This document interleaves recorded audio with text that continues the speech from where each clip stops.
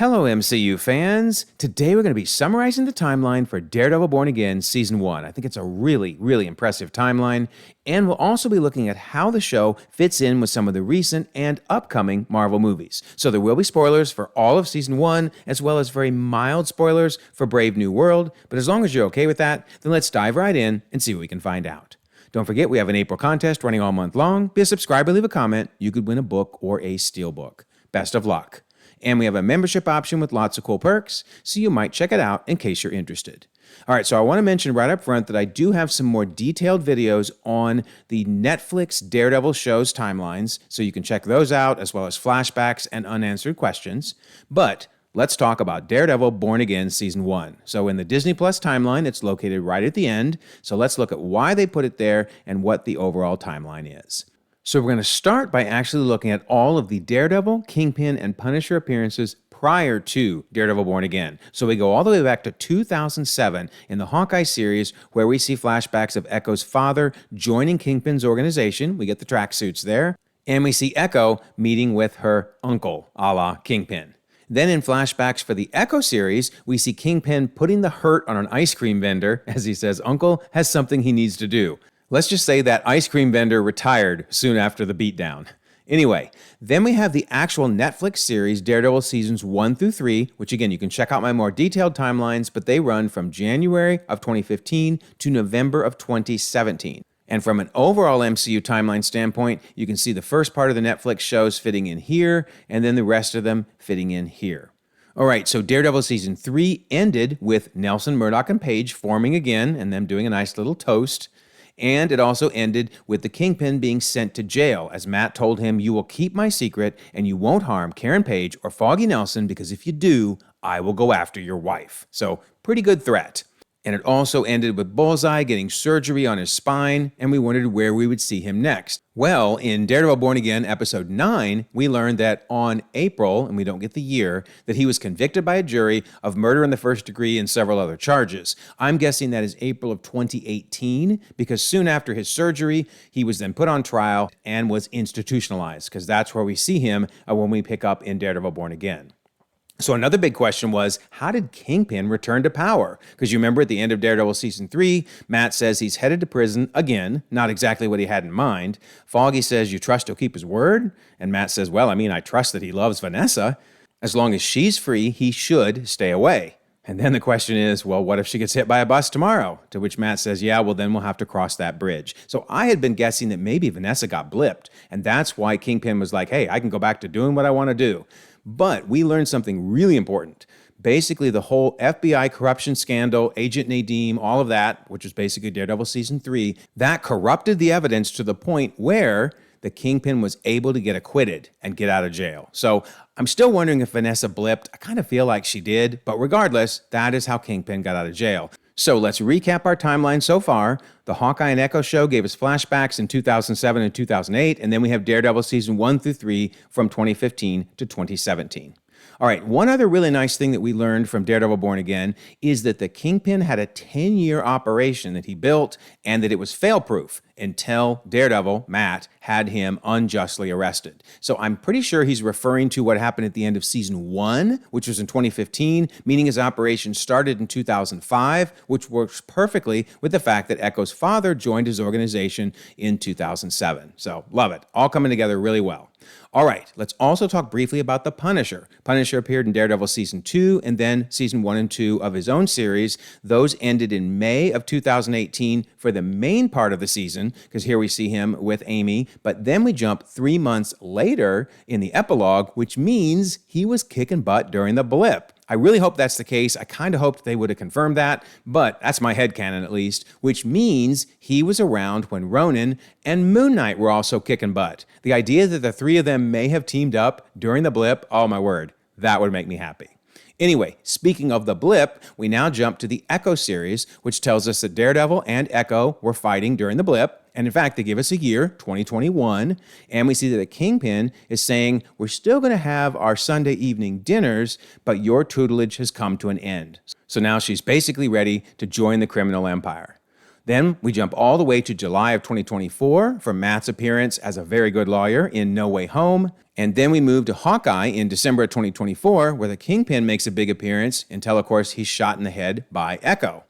Then we move to Echo, which is from May to June of 2025, where the Kingpin is now healing up, but goes to her to basically give her the Empire. He's willing to give it all up, but instead, she tries to cure him. She messes with his head. We're still not 100% sure what she did, but he is really messed up after that. And then we see on his flight back to New York that he's watching news about the New York City race for mayor. And they're basically saying it could be anybody's race. So naturally, I assumed he was going to jump into the 2025 mayor's race because IRL, there is on November 4th of 2025 going to be an election in New York for the mayor. Well, it turns out he doesn't jump into that race, but we'll get to more of that later. So then we jump to She-Hulk in August of 2025, where Matt makes an appearance in court, but also he gives a very important line where he says, I run my practice in Hell's Kitchen, and we mostly do pro bono work. That's the us part. So he's referring, of course, to Nelson, Murdoch, and Page, meaning that organization is still meeting, and we'll see that in a second. And then, of course, he has a little bit of a fight with She-Hulk, but ultimately they make up and have dinner together with family. So very cool. All right, so let's add in everything we've learned. Echo, No Way Home, Hawkeye, and She-Hulk brings us in the timeline all the way to August of 2025. All right, so now finally we get to Daredevil Born Again, but we're going to have to jump all the way to episode 9 because that's where we learn that a year and a half ago, Foggy was representing Dumb Benny, and in fact, he found this very important piece of evidence which was going to allow him to get Dumb Benny off, and it dealt with Red Hook. So, we also learned that Vanessa has now hired Bullseye to kill Benny and Foggy. They tell us it was 1 year ago, but I'm going to trust the dialogue over this graphic because a year and a half ago is actually correct. 1 year ago is basically rounding down. All right, so here's Vanessa saying, I need you to kill basically Dumb Benny and Foggy Nelson, and in fact, I need you to do it in the next few days because that evidence Foggy found was going to put her criminal empire in jeopardy. Because remember, she's the one running the Empire now. She says, I haven't seen my husband in a while because he's still healing from what Echo did to him. So at this point, Vanessa is in charge. All right, so now we can go back to episode 1 where we see that Nelson, Murdoch, and Page is indeed still up and running, way back from that napkin that we saw at the end of season 3. And then probably the most important timeline hint that we get in the episode is Karen is saying 30% of the police force has dwindled in the last 2 years. Well, considering that half the universe was gone until Hulk, did that snap and brought them back, there would be no reason to measure a dwindling police force until at least October of 2023 when Hulk snapped his fingers. So that puts us in October of 2025, sometime around that point in time. All right, so we also see that White Tiger is in action at this point in time. And now Bullseye comes after Foggy and more. Notice he's saying, hello, Karen. And then ultimately, Foggy's death will lead to Matt giving up the mask. All right, so let's add to our timeline. We can bring in October 2025, where at least a portion of episode 1 and episode 9 show us that Vanessa hires Bullseye, Foggy's killed, and Matt gives up being Daredevil. All right, so I do want to bring up at this point that the clapperboards during the BB reports have this date down in the corner, which looks like April of 2024. That's not a date in the timeline. I mean, that's probably the date that these scenes were filmed for the show, but it's not an indication of the timeline, so I just wanted to bring that up. All right, so now we finished out episode 1. We jump forward 1 year later, which puts us in October of 2026. We learn that Fisk didn't run in the November 2025 election, but now he can run because there's a recall election. So recall elections are a real thing. I mean, one of the most famous examples is in early 2000s when Arnold Schwarzenegger himself won a recall election and became the governor. So we'll talk a little bit more about how those work, but basically they can happen at any point in time when you want to get rid of the current person in office. All right, so it also fits with an October timeframe because we see the city council is looking to pass a tax break. If your transportation around the city is a bicycle, you could be eligible for a massive tax rebate this upcoming April. The measure goes before the city council this month. So obviously we have to be in the prior year for them to pass a law that works for the upcoming year. So that fits really nicely. All right, so now we see that Vanessa is running the 5 families, and they make a really funny reference to those stupid tracksuits, a la the tracksuit mafia. And then Kingpin interrupts the meeting. This is the first time he's been back in a long time. In fact, notice the scar on his eye. That's from Echo. And in fact, in episode 2, we can see the scar a little better from the side. And notice he's even telling people, don't touch up my eye. Leave it like it is. I think he likes the fact that he can say, a vigilante did this to me. All right, so we learned that Fisk took months to recover from getting shot in the eye, and then he left. Vanessa says, "You left the bed I sat beside for months while you recovered. And now you walk in here and end a meeting with the 5 families?" He says, "Well, you've kept them in line. They respect you."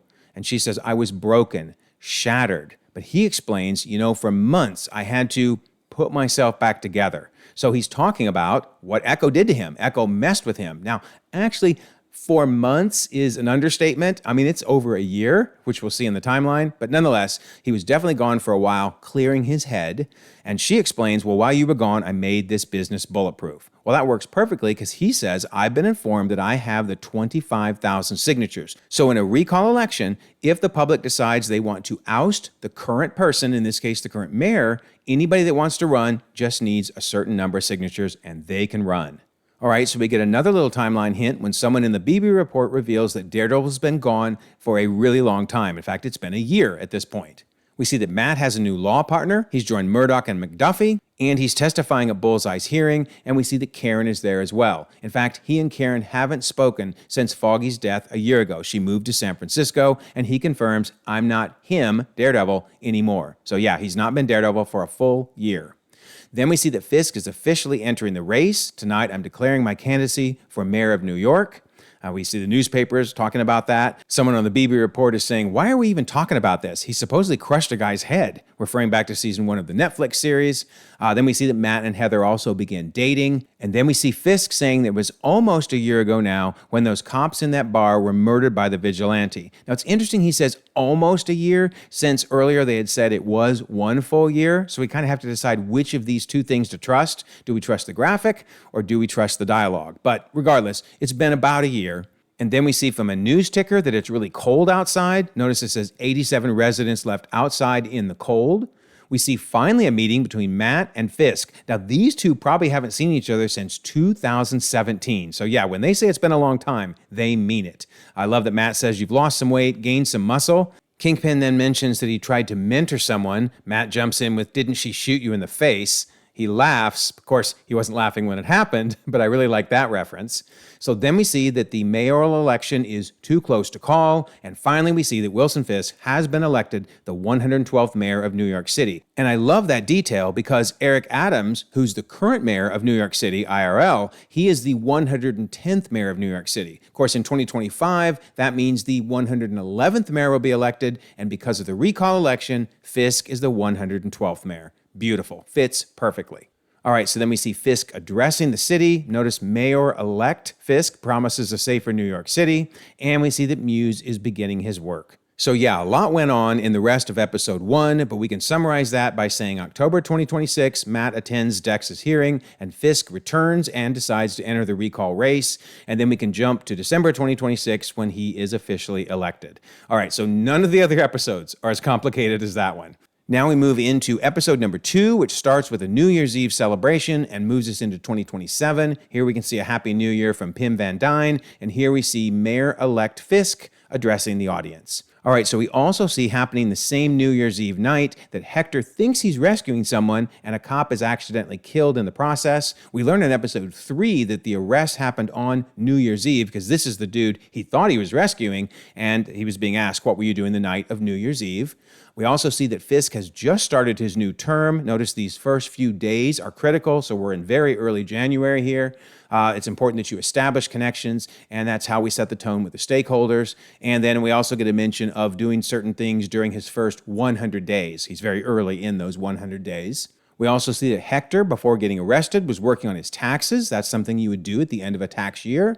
And then we see that Heather is counseling Vanessa and Fisk. In fact, Vanessa mentions, "My husband and I have been through a lot these last couple years," which is very true. It's been just over 2 years since he was shot by Echo. She says, "Until very recently, we ran a complex business, and then Wilson left." Disappeared, really. Of course, he disappeared because of the whole Echo situation. And he says, "I was assaulted by a vigilante," of course referring to Echo, and that the recovery process was quite involved. I couldn't stay in touch with Vanessa. She says, "I took over the business," which is what we saw. Of course, it was while she was running the business that she hired Dex to kill Foggy. And she says, "I was lonely," and then he returns, "and I really don't know how I feel about that." All right, so now we can add to our timeline. Basically, we have some events happening over New Year's Eve, the celebration and Hector's subway attack, and January 2027 while Fisk is taking office. All right, so on to episode 3, when we learn that Hector saved someone a few weeks ago. They say a few weeks ago, I was leaving work, it was late, I had to cut through an alley to get home, and some dude jumps her that had a knife. Of course, Hector comes in and saves her. Well, the important thing is, if he was arrested on New Year's Eve, then this attack, which was just a few weeks ago, means we can't be very far into January. So we're still in January when Hector's trial is going on. We see that he does win his freedom, which is awesome. And then, of course, he's shot dead not long after, which is just terrible. And then we have to give an RIP out to the actor who tragically himself died after filming these scenes. All right, now we can add episode 3, which is also in January. So Hector's trial, exoneration, and murder happen in January 2027.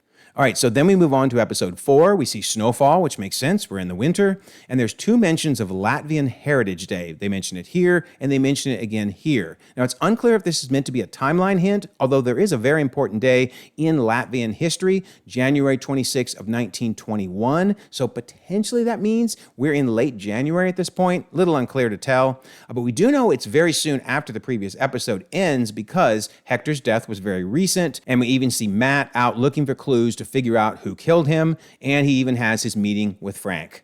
Now, the one part of the entire season that gets a little squirrely is also in this episode. In fact, very early in this episode, Matt mentions that he's setting up meetings with a bunch of banks. We'll talk more about that in just a second.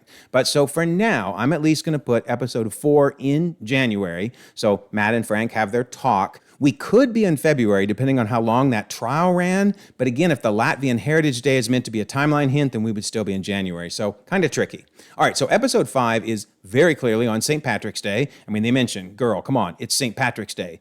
They even mention the day is Wednesday, which is perfect because in 2027, the year we're in, St. Patrick's Day is on a Wednesday. So love that. We also see that it's during hockey season because they're talking about a hockey game, and hockey runs from early October through early April, and we're in March. So that works perfectly. So that means we can now add episode 5 definitely taking place in March. But the issue is, remember in episode 4, he was setting up the appointments with the banks, but in episode 5, he's actually going to the bank. It just seems unlikely that almost 2 months would have gone by between setting up the appointment and meeting with the bank. So maybe episode 4 shifts into February, but even then it's still a month. So this is the only part of the timeline that's a little squirrely, but otherwise I love this timeline. So if you have any suggestions to clean that up, just let me know. All right, so on to episode 6, which occurs right after the bank heist, because Heather's saying you go to a bank, you get taken hostage.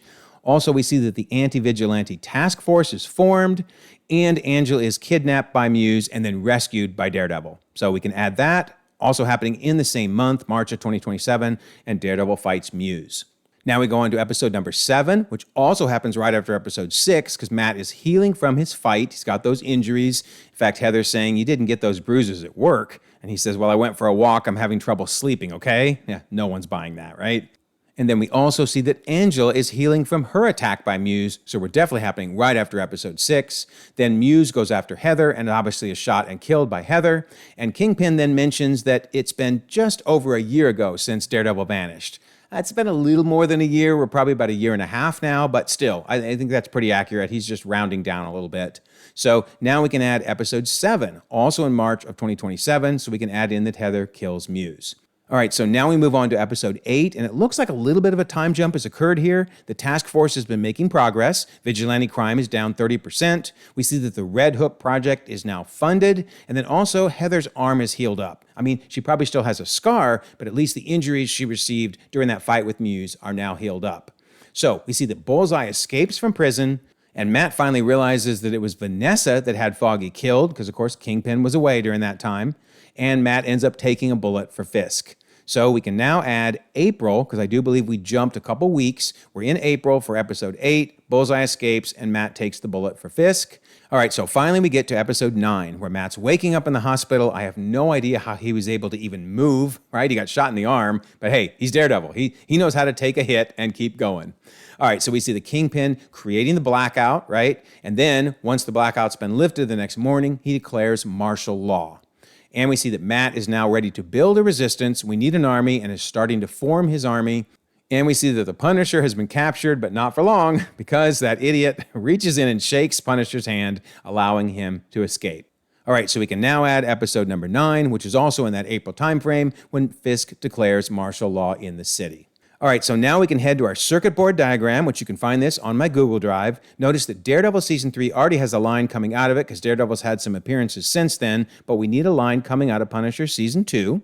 Then remember, Daredevil appeared first in No Way Home, then he appeared in She-Hulk, and now we need a line heading out into Born Again. And then over on the far right will be our line for Punisher, who, didn't show up during all this time. Finally, now we can add in Daredevil Born Again, October 2026 to April of 2027. I'm just focusing on the main part of the series, not some of those earlier flashbacks. So here's a line for Daredevil coming in, and then here's a line for Punisher. Had to work pretty hard to get that in there, but sure enough, he flows right in. All right, so I feel like this season of Daredevil Born Again is happening prior to Brave New World. In particular, remember we got that April 16th, 2027 date. I mean, it's just a gut feeling, but I feel like season 1 of Born Again is happening before that, and it's definitely happening before Thunderbolts. I mean, remember we get this poster that we've seen in the trailers where they're honoring the heroes of the Battle of New York. That occurred on May 2nd of 2012, so I think that the movie is happening May 2nd of 2027. So let's talk about how this all might flow together. Okay, so first of all, when do we think season 2 of Daredevil Born Again will happen? Well, I definitely think it's going to pick up right after season 1, and I'm just going to throw this out. I'm going to guess that it's going to end in May of 2027. Granted, the first season, spanned a lot of time, at least 6 months for the main body of the season.